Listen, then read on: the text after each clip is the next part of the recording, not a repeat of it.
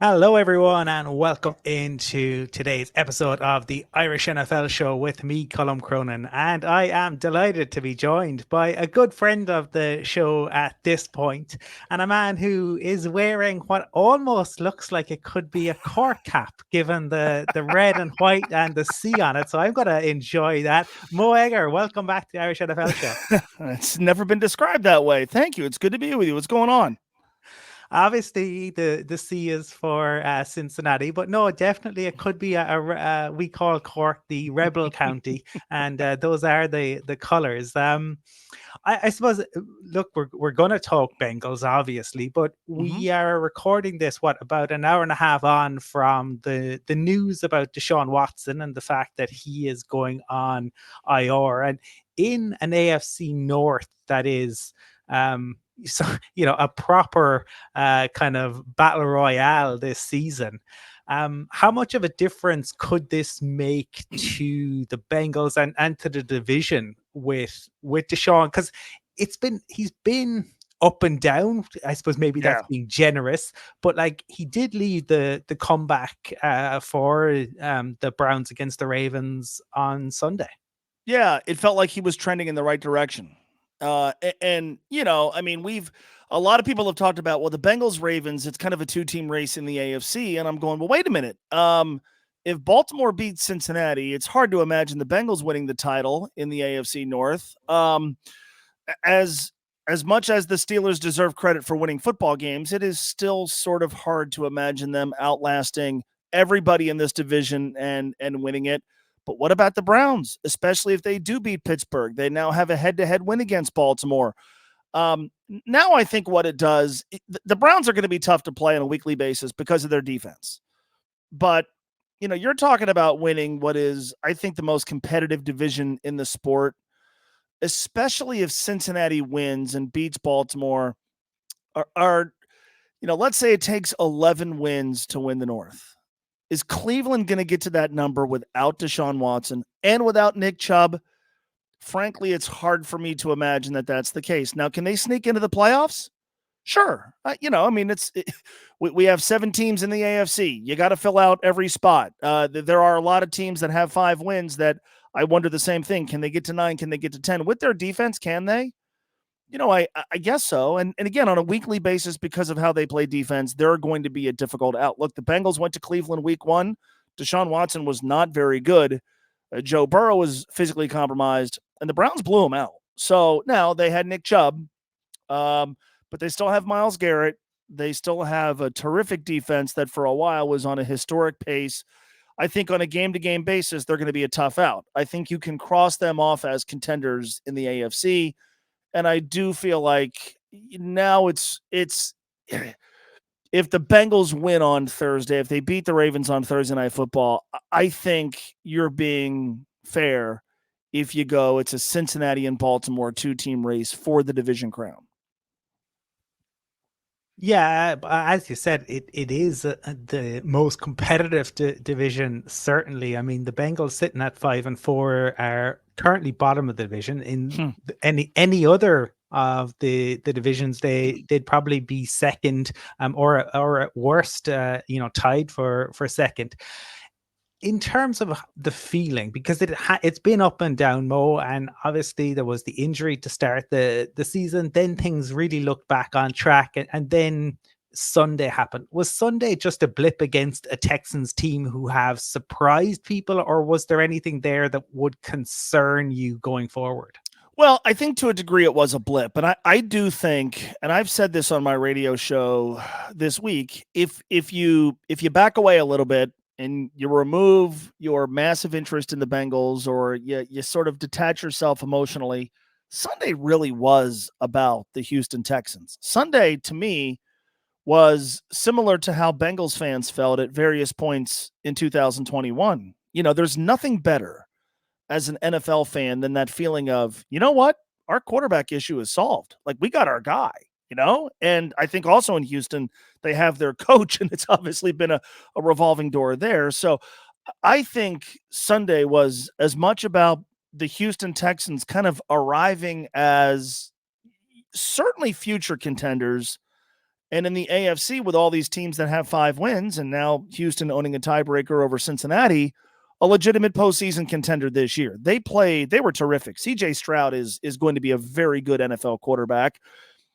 I think to a degree it was a blip. And I do think there were some sort of outliery things that happened in that game. Joe Burrow made a very uncharacteristic mistake with the interception he threw late in the fourth quarter.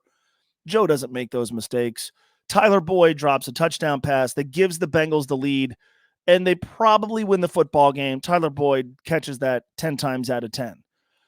You typically expect when the Bengals need a stop, a Lou Anarumo coach defense is going to get it. And so there were some things that I am betting against repeating themselves often in the second half of the season. That said, I do think you saw some things that bubbled to the surface that were issues that were masked by winning 5 out of 6 games.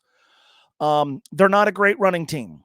Offensively, they have a well-established pattern now of getting off to killer starts in the first drive of the game, and then they spin their tires. A colleague of mine by the name of Austin Elmore went ahead and looked everything up. If you take drives 2, 3, and 4 in the game for the Bengals, they've punted on 18 of those 27 drives this year. They've scored 3 touchdowns. This team, it's remarkable. In the first drive of so many games, they look like they're going to hang 45 on an opponent, and then they spend the rest of the half doing nothing, at times not even moving the football. That reared itself on Sunday. If you keep doing that, at some point, it's going to catch up to you. Trey Hendrickson has been terrific on the edge. The pass rush as a whole, boy, there are a lot of guys who really haven't done all that much, and that came to the surface. And now it might come even further to the surface because Trey Hendrickson suffered an injury on the last defensive snap of the game. There is some youth in the Cincinnati secondary. The Bengals defense, they've been terrific all year at getting stops in the red zone and turnovers in the red zone and getting turnovers at precisely the time they need them. We use the term, everybody does, bend but don't break. Well, if you keep bending, at some point you're going to break. To a degree, they broke against Houston. These were themes that I think you could have talked about while they were winning. But winning obscures a lot of things, and losing tends to amplify things. And so I think Sunday was about the Texans. There were some crazy things that happened that you don't expect. But there were also things that, kind of revealed themselves that maybe were a little hidden by the fact that coming into Sunday, they won 5 out of 6.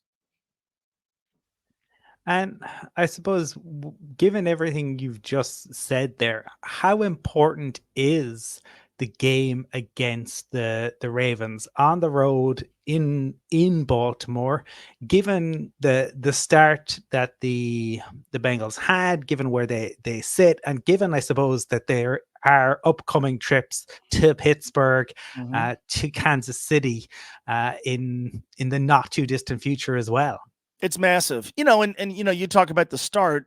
A lot of us have said that what happened on Sunday was really about the start to the season when they started 0-2 and 1-3, right? And so now, because you put yourself behind the 8 ball with a slow start again, now these November and December games are so much more important, and there's no more important game than this one they have against Baltimore.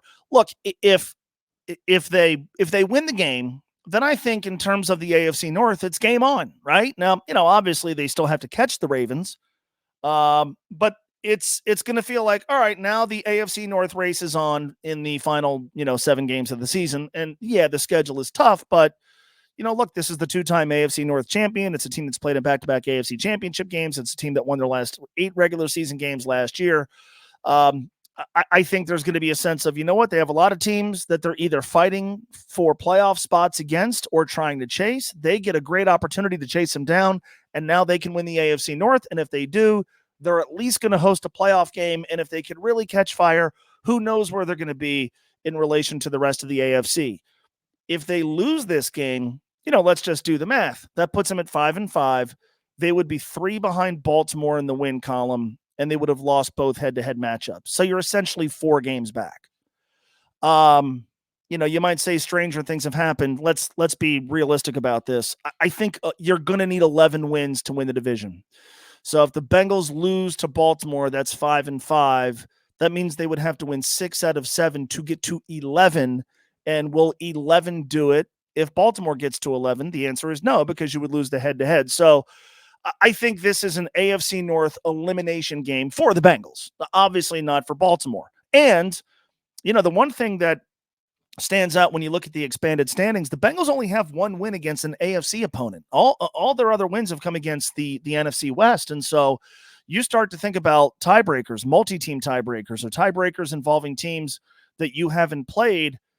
That's going to loom large. Of all the teams that have 5 wins, only 2 of them have fewer than 3 wins in the conference, and only one has only 1, and it's the Bengals. And so, boy, obviously they're going to be in the wild card hunt, but they're going to have something working against them. And then you start to look at that schedule a little bit, right? I mean, all right, if you're 5-5, let's say the magic number to get to the playoffs is going to be 10. You got to go then 5-2 the rest of the way. That includes 2 games against the Steelers. I don't think Pittsburgh's very good, but they're pretty damn tough to beat. You have to go to Kansas City. That Minnesota game they have in Cincinnati suddenly looks like it's going to be a little bit more difficult. The Colts, I don't think are very good, but they're a 5-5 team right now. They're in the hunt.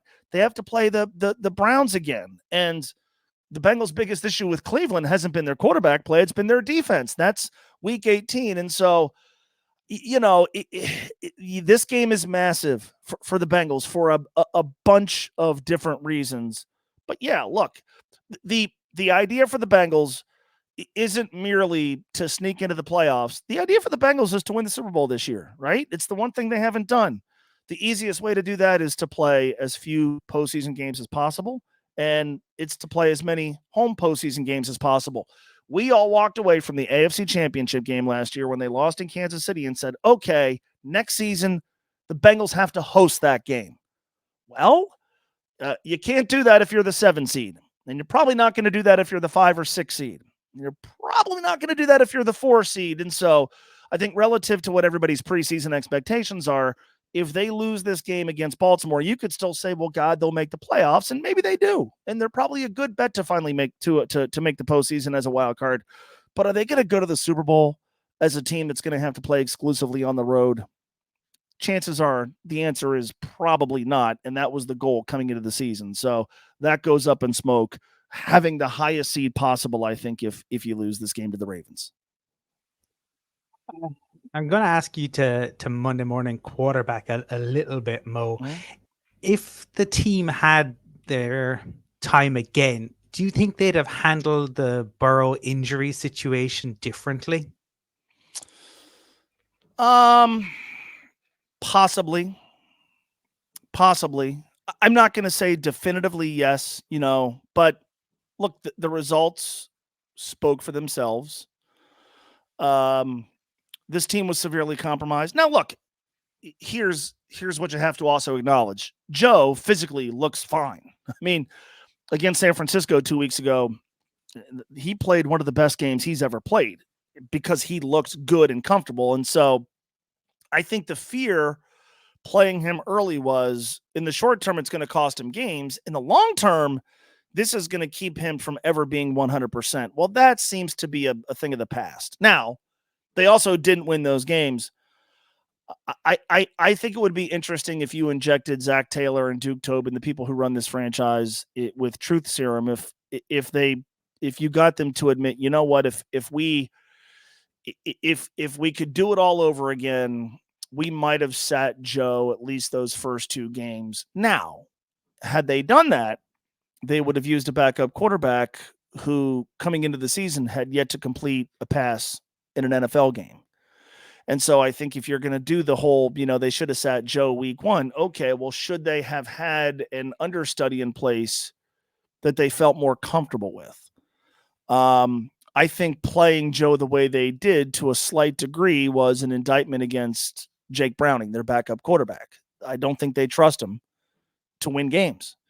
Well, then you probably need a different backup quarterback. And I think if you really press the people who run the franchise, run the team, okay, if you could do it all over again, what they would say is, well, maybe we would have a backup that we felt better about week 1 against the Browns. But, look, Jamar Chase, of all people, was the one who said back in August, I don't want Joe to play week 1. I need him week 12.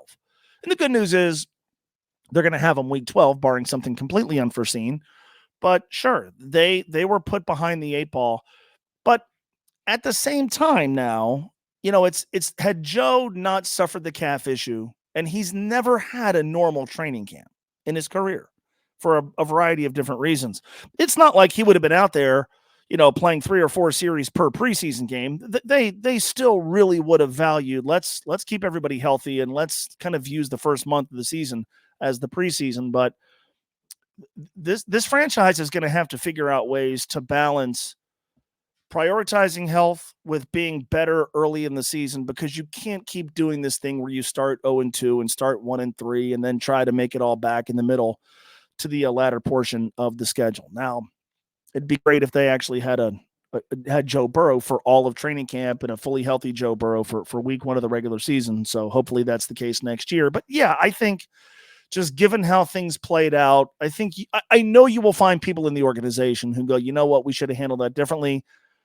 I think it'd be interesting to see if Zach Taylor would be among them.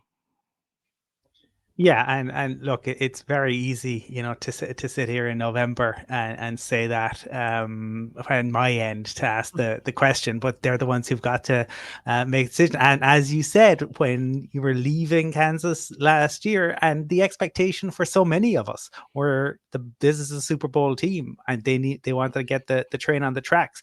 I am conscious of your time, Mo, but one of the things that I would like to, before you go, just delve into is maybe even outside of the Bengals, but here we're sitting after 10 weeks of the NFL season. What is something that has maybe caught your eye? It can be positive or negative, but something around it. It can be a player, a coach, a team, a trend, whatever it is. I'm just interested in what has intrigued you about this 2023 season thus far. Well, a few things. I think number one, just generally, I don't think we've had such a stark difference between the teams that are set at quarterback and the ones that aren't. And the ones that aren't include some teams that, are probably going to be playing after week 18.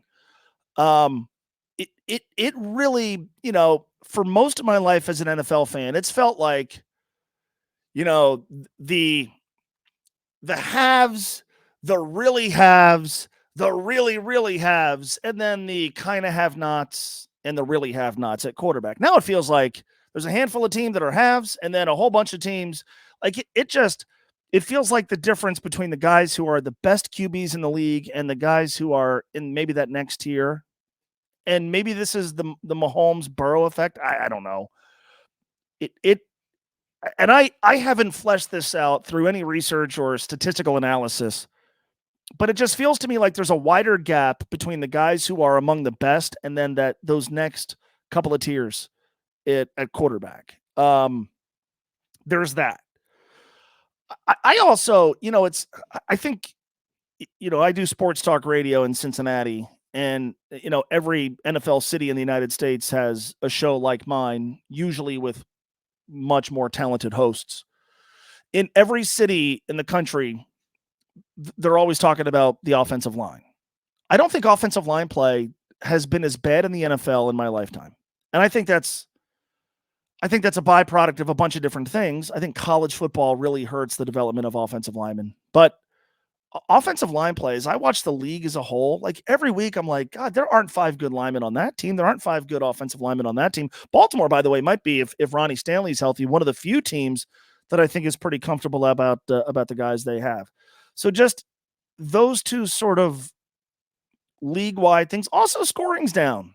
And it feels like defenses, for a while, the NFL was just year after year after year, scoring was going up and the rules were tailored to scoring. And I think in part because there are so many shaky quarterbacks, but I also it feels like really, and this also owes to the offensive line conversation we were having, or that I was having with myself, but it feels like defenses are really winning up front a lot more. And it feels like defenses have countered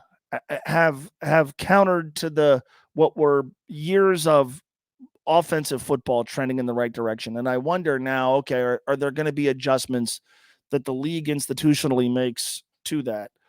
And then, from a team perspective, the Detroit Lions, I was a skeptic about them coming into the season. I didn't think they had the pieces on defense. I think they might be the most complete, well-rounded team that's not the Philadelphia Eagles in the National Football League. And I know San Francisco supporters are going to say, well, what about us? Yeah, they played without Trent Williams and Deebo Samuel. That Lions team is insanely fun to watch. And I think it's going to be interesting to see how good teams play against them in the playoffs. And, we've done the whole thing in Cincinnati with, in 2021, they finally won a playoff game for the first time since 1990. The Lions are one of those franchises we've always been able to identify with here, right? Haven't won a playoff game since 1991.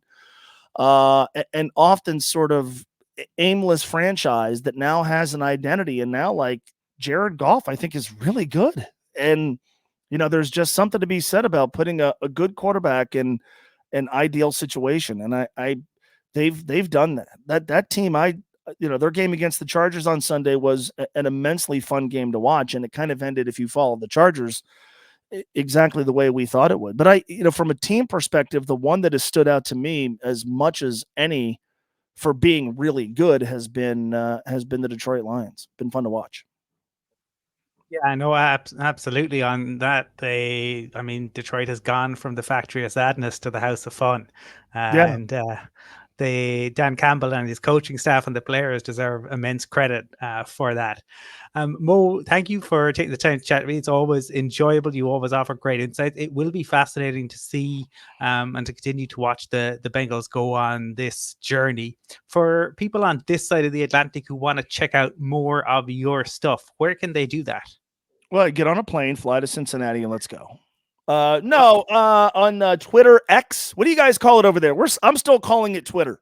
I'm still calling it Twitter. All right, at Mo Egger. And then I don't know how much of our show is accessible because I'm not sure, but in podcast form, it is. You can find it on. All right. So if you go to, you can go to the iHeartRadio app and look for Mo Egger, and you could also go to ESPN1530.com. Absolutely, or wherever you get your podcast. Just wherever you get your podcast, that's exactly right. Check out Mo Egger. Mo, and that magnificent hat. Thanks for taking the time to chat to me today. The first person to compliment me. My wife doesn't like this hat. She says multicolored hats don't work, so thank you.